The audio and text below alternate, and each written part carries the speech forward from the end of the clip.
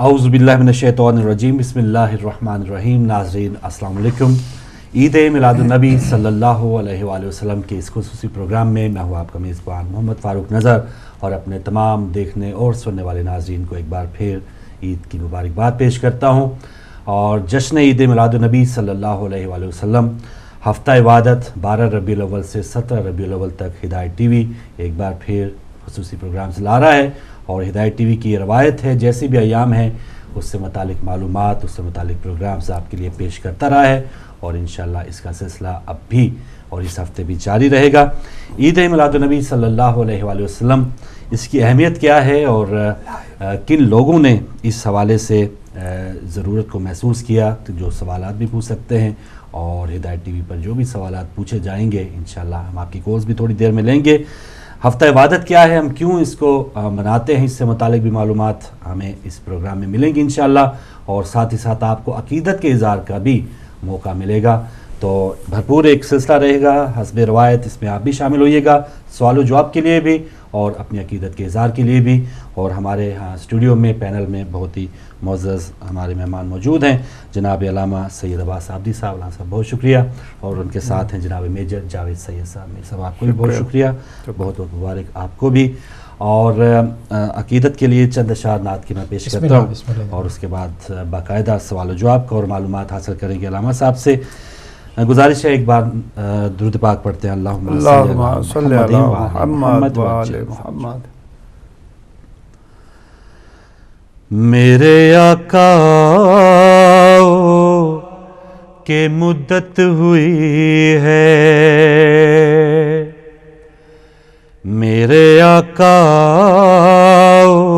के मुद्दत हुई है, तेरी राह में अखियाँ बिछाते बिछाते तेरी हसरतों में, तेरी चाहतों में, तेरी हसरतों में, तेरी चाहतों में बड़े दिन हुए घर सजाते सजाते, मेरे आका के मुद्दत हुई है। मेरा है ये ईमान, ये मेरा यकीन है, मेरे मुस्तफा सा ना कोई हंसी है।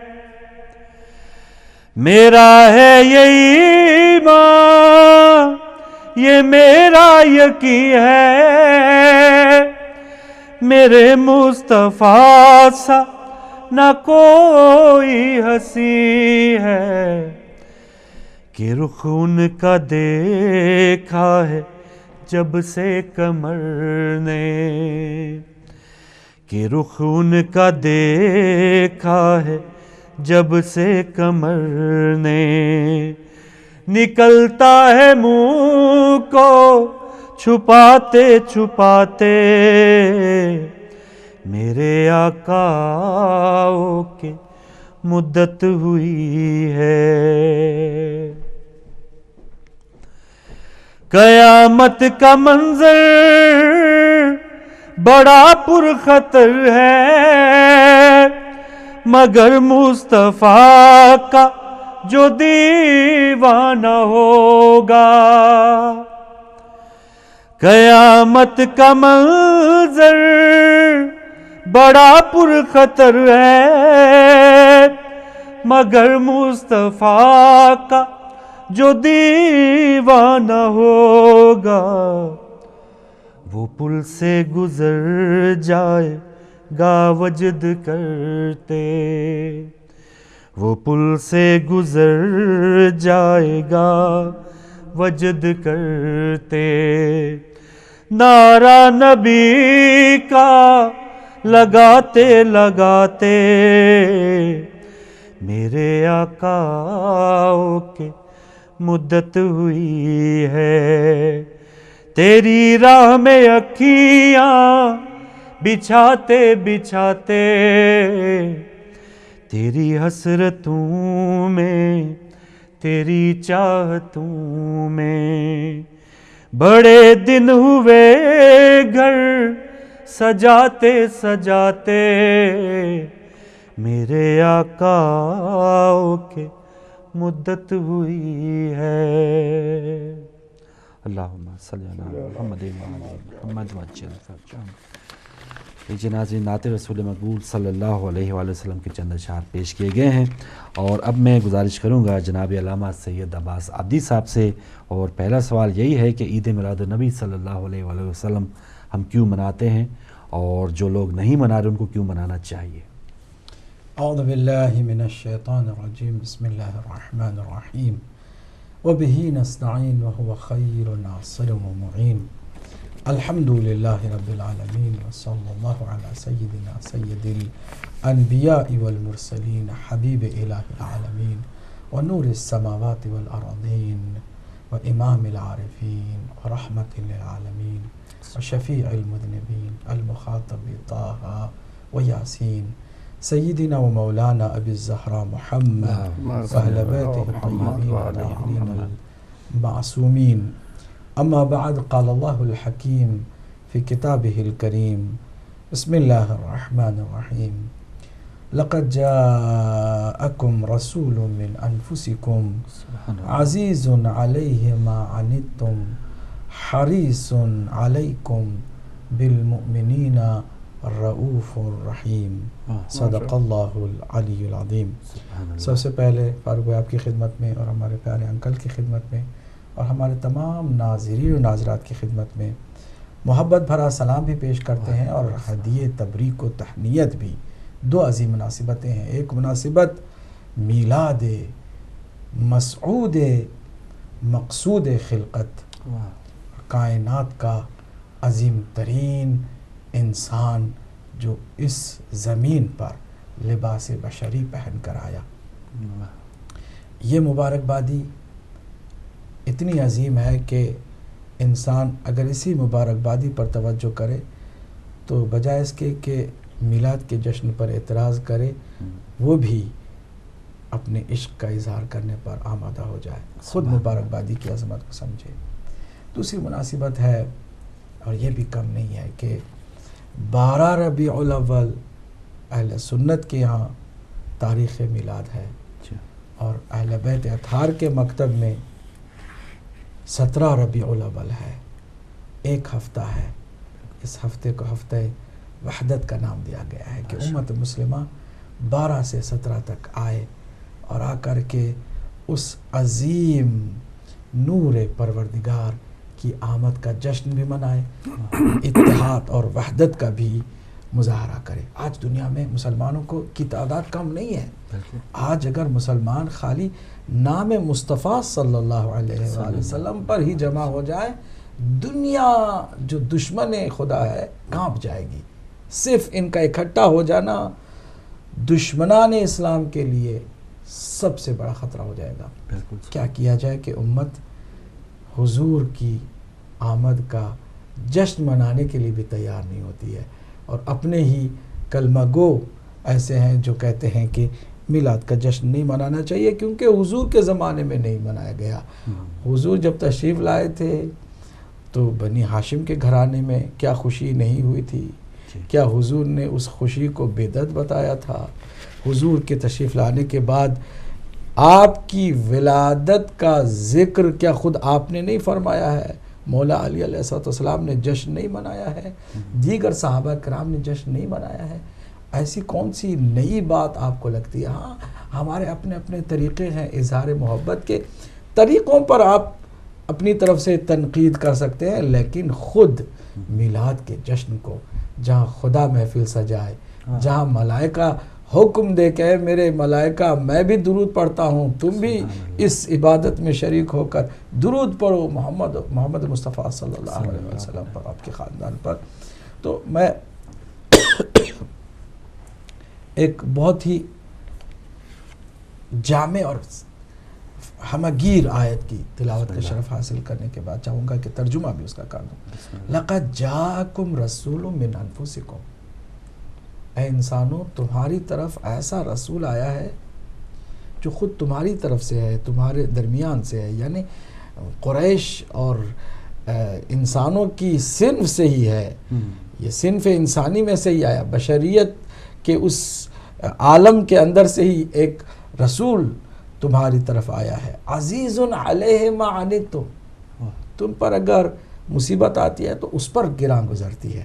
وہ اتنا مہربان ہے کہ اذیت تمہیں ہوتی ہے، احساس اسے ہوتا ہے درد کا، اتنا تمہارا خیال رکھنے والا. پھر دوسری صفت اللہ سبحانہ وتعالیٰ نے فرمایا کہ حریص علیکم، تمہاری ہدایت پر بڑا حریص ہے، یعنی وہ بڑا اللہ کی بارگاہ میں گڑ گڑا کر تمہاری ہدایت چاہتا ہے کہ تمہیں سے کوئی بھی جہنم میں نہ جائے. اس کی یہ لگاتار کوشش ہے کہ کوئی بھی انسان جہنم میں نہ جائے، ہر ایک کو اللہ کی رحمت کا سایہ ملے. یہ کتنا عظیم تمہارا نبی ہے. تیسری صفت اللہ اکبر، اللہ نے اپنے ناموں میں سے ایک نام کو، بلکہ دو ناموں کو اس آیت کریمہ میں اپنے حبیب کے حوالے فرمایا. فرماتا ہے رؤوف و بالمؤمنین رؤوف، مؤمنین کے ساتھ یہ رؤوف ہے. رؤوف اللہ کی ذات ہے. اللہ فرمایا میرا حبیب بھی رؤوف ہے، سبحان اللہ، مومنوں کے ساتھ مہربان ہے، رؤوف ہے. یہیں سے بہت سارے ہمارے جو تنگ نظر کلمہ گو یزیدی سوچ رکھنے والوں کا جواب مل جاتا ہے، جو کہتے ہیں کہ اللہ کی صفات میں کسی کو شریک نہیں قرار دینا چاہیے. چلو ہم نہیں شریک قرار دیتے، لیکن اگر خدا ہی اپنا کوئی نام حبیب کے نام کی طرح پیش کر دے اور بتا دے کہ میرا حبیب بھی وہ اسی نام کا ہے، رؤوف ہے، تو پھر کیا کرو گے؟ کم از کم حضور کو رؤوف مانو، اور جب رؤوف مانو گے تو پھر تمہیں میلاد کے جشن کی طرف ہی توجہ ہوگی اور تمہیں توفیق بھی ہوگی. اور ایک اور نام اللہ سبحانہ وتعالیٰ کا رحیم، رؤوف رحیم، بالمؤمنین رؤوف رحیم، مہربان، رؤوف اور رحیم اللہ سبحانہ وتعالیٰ کا نام ہے. بسم اللہ الرحمن الرحیم، ہم اللہ کے نام سے شروع کرتے ہیں جو رحمان ہے، رحیم ہے.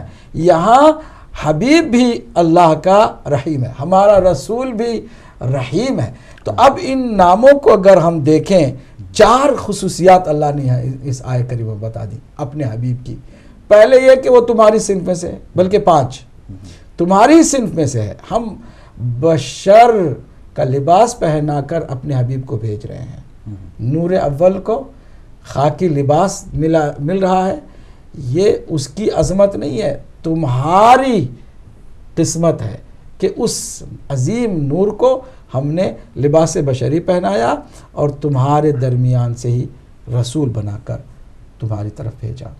دوسری صفت کہ یہ تم پر آنے والے رنج و غم کا بھی نوٹس ایسا لیتا ہے کہ گویا اس پر یہ ساری مصیبت ہے، اس پر بہت گراں گزرتا ہے جب تم پر کوئی مصیبت آتی ہے. یہی وجہ ہے کہ آپ دیکھیے کہ دیگر تمام انبیاء نے اپنی امت کی نافرمانیوں کے بعد بد دعا کے لیے ہاتھ اٹھا دی اور عذاب بھی آ گیا.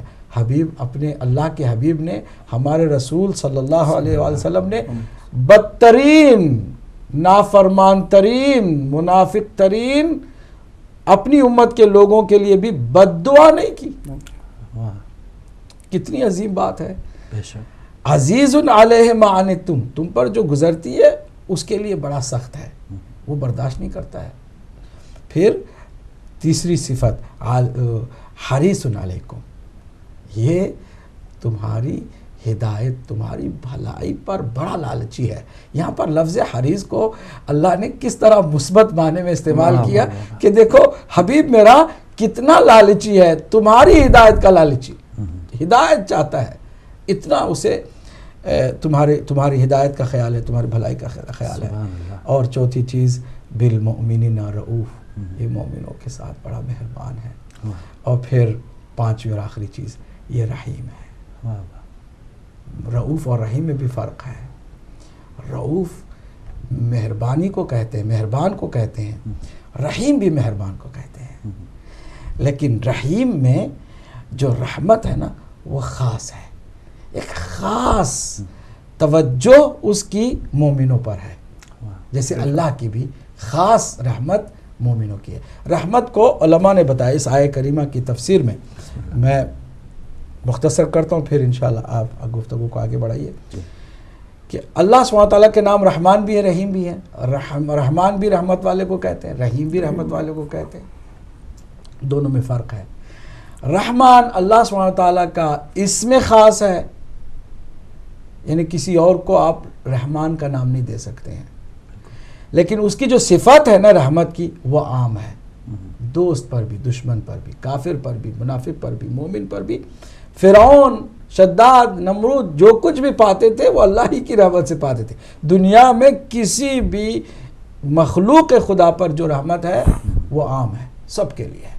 بالکل صحیح۔ وَرَحْمَتِي وَسِعَتْ كُلَّ شَيْءٍ، میری رحمت ہر چیز پر چھائی ہوئی ہے۔ مولا علی نے بھی دعائے کمیل کا آغاز اسی رحمت سے کیا ہے کہ اللہم انی اسألک برحمتک التی وسعت کل شیء، اے اللہ تجھے تیری بارگاہ میں تیری ہی رحمت کا واسطہ دیتا ہوں جو ہر چیز پر چھائی ہوئی ہے۔ یہ رحمت اس کی عام ہے، اسے رحمان کہتے ہیں۔ سبحان اللہ۔ صفت عام ہے، رحمت کی صفت عام ہے، لیکن نام خاص ہے۔ آپ کسی کو رحمان نام نہیں دے سکتے، لیکن رحیم نام عام ہے، اپنے حبیب کو بھی اس نے رحیم کہا ہے، لیکن اس کی جو رحمت ہے خاص ہے۔ کس کے لیے؟ وَبِالْمُؤْمِنِينَ، اور صرف مومنین کے ساتھ ہے، یہ جو خاص رحمت ہے۔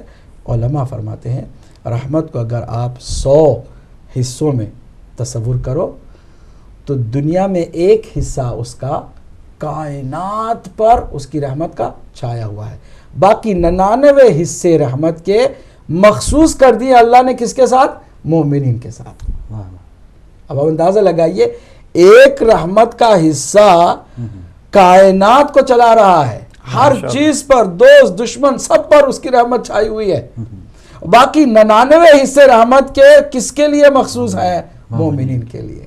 دنیا والوں ایمان لے آؤ کہ یہ جو 99% رحمت کا حصہ ہے نا اس کے شامل حال ہو جاؤ۔ اب حبیب کو بھی اپنے سرکار دو عالم صلی اللہ علیہ وآلہ وسلم کو بھی اللہ سبحانہ تعالیٰ نے رحیم فرمایا، کہا کہ وہ بھی رحیم ہے، یعنی اس کی بھی جو رحمت خاصہ ہے نا وہ مومنین کے لیے ہے۔ اب مومنین کون ہیں؟ جو علی اور اولاد علی سے بھی اسی طرح پیار کریں جس طرح نبی سے پیار کرنے کا دعویٰ کرتے ہیں۔ کیا کہنا ہے، بالکل صحیح۔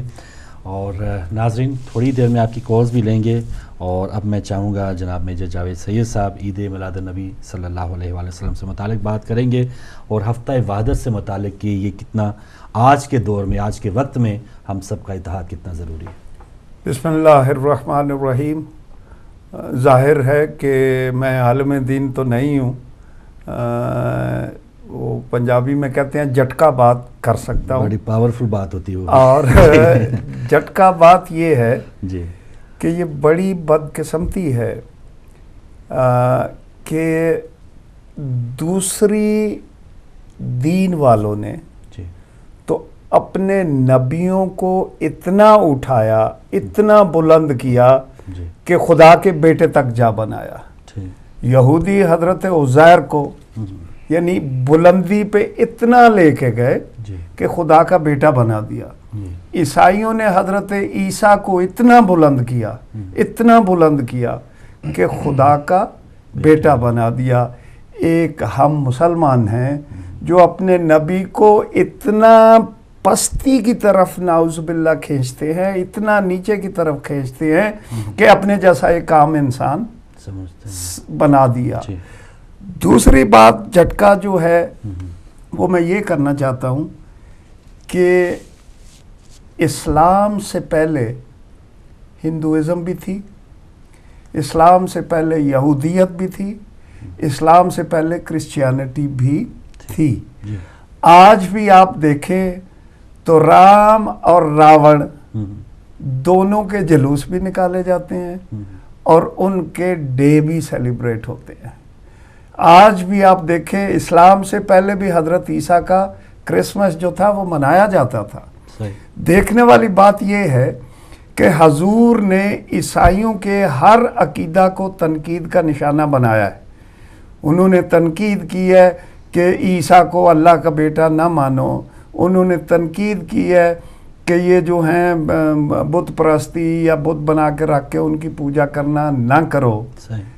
دیکھنے اور سوچنے والی بات یہ ہے کہ یہ کرسمس منائی جاتی تھی، کیا انہوں نے اس کو بھی بدعت کہا تھا کہ نہیں کہا تھا؟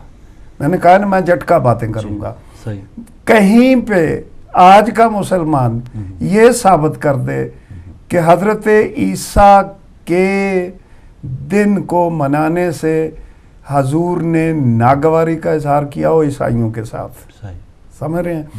بات یہ ہے اور بڑی بدقسمتی کی بات ہے کہ ایک ہی قوم ہے دنیا میں یا ایک ہی لوگ ہیں دنیا میں جو آج بھی کوشش کرتے ہیں کہ قرآن پاک سے کچھ ایسی آیات ڈھونڈی جائے جن سے ہم اپنے نبی کا رتبہ جو ہے وہ کم کر سکتے ہیں.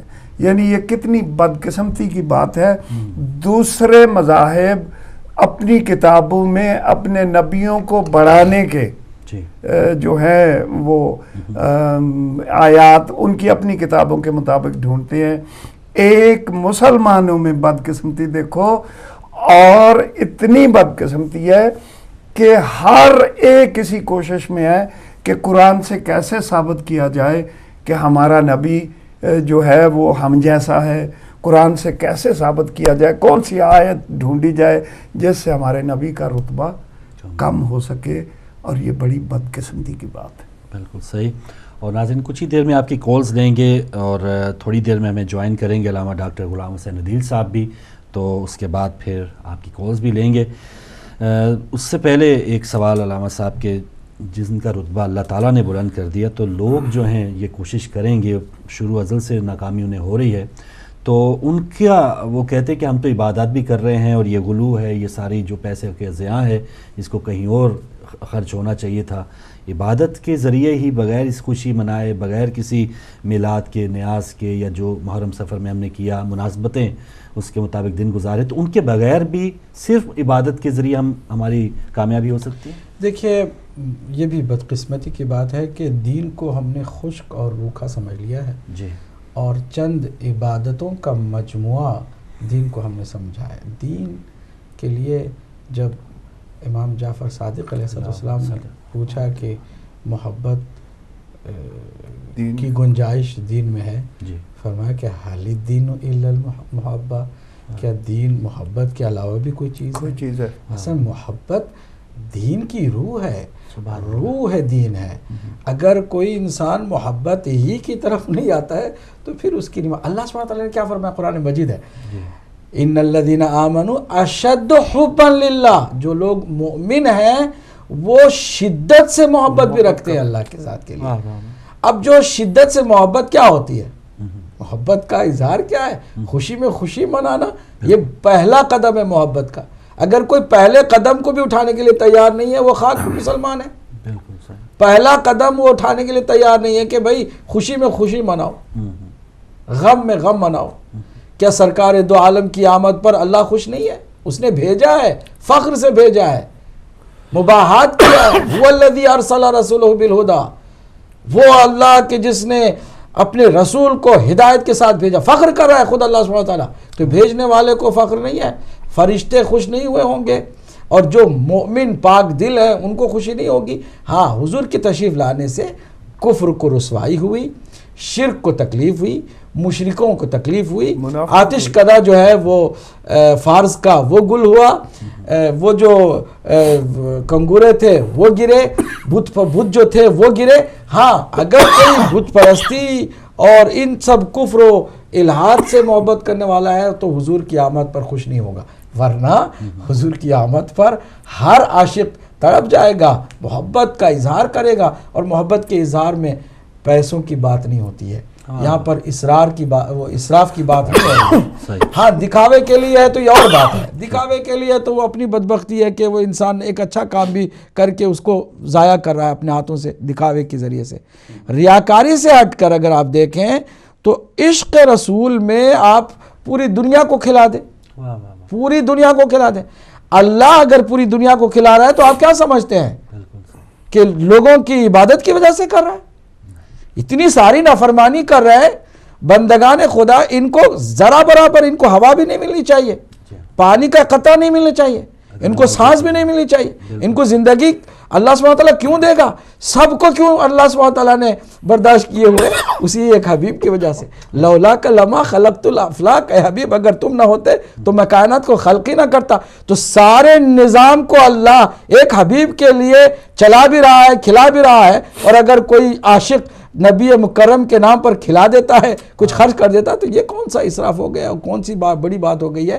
ہاں، عشق جن کے پاس نہیں ہے ان کو یہ کھٹکتا ہے. یہ بات سمپل سی ہے. اور اکثر ایسے ہی مرحلے پر لا کر جو ہے وہ یاد کرتے ہیں یتیموں کا خیال کیوں نہیں کرتے، بیواؤں کا. بھئی ایسے ہی مرحلے میں، دوسرے مراحل میں نہیں. بالکل صحیح ہے. کوئی یہ نہیں کہتا کہ بھئی تم اپنے ذاتی اخراجات کم کرو اور کسی یتیم کی مدد کرو، اپنے ذاتی جو عیش و آرام کے اسباب ہیں ان کو کم کر دو، کسی بیوہ کا ساتھ دو. ایسا نہیں کوئی کہتا.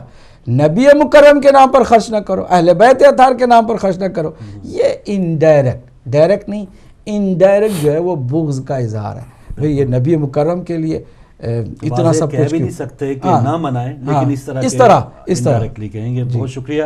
اور ناظرین، جب تلک یہ چاند تارے جھلملاتے جائیں گے، جب تلک یہ چاند تارے جھلملاتے جائیں گے، تب تلک جشن ولادت ہم مناتے جائیں گے. ان کے عاشق نور کی شمعیں جلاتے جائیں گے، جبکہ حاسد دل جلاتے سٹ پٹاتے جائیں گے. تو حاسدوں کا کام ہے جلنا، سٹ پٹانا، اور جو عاشق ہیں وہ نور کی شمعیں جلاتے ہی جائیں گے. اور کل آپ نے مظاہرہ دیکھا بھی ہے کہ کس انداز میں شیعہ سنی اتحاد کا ہم نے مظاہرہ دیکھا پاکستان میں. اسی بات کو کنٹینیو رکھیں گے. اور ایک حسرت اور ایک تمنا یہ بھی ہے تمام مسلمان جو اس وقت یکجہتی کے ساتھ عید میلاد النبی صلی اللہ علیہ وآلہ وسلم منا رہے ہیں، ایسا دن کب آئے گا کہ جب حضور نبی کریم صلی اللہ علیہ وآلہ وسلم کے روضہ پاک کے پاس مسجد نبوی میں ہم عید میلاد النبی صلی اللہ علیہ وآلہ وسلم کی محفل سجانے میں کامیاب ہوں گے. اور وہ کون لوگ ہیں جو اس طرح روکے ہوئے ہیں، اور ان سے ہم کس طرح سے ان سے نبض آزما ہو سکتے ہیں. یہ تمام باتیں کریں گے. اور بریک کے بعد ہمیں جوائن کریں گے علامہ ڈاکٹر غلام حسین عدیل صاحب بھی. ہمارے ساتھ رہیے.